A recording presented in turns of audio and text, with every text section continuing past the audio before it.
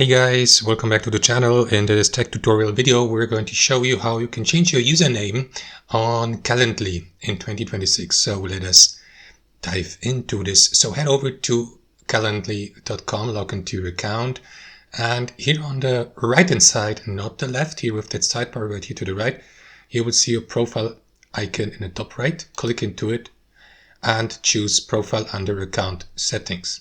Now in your account settings, navigate to profile again here on the left hand side, and here you may, for example, upload a picture in JPEG or PNG file format with a maximum size of 5 MB, and below also change your username.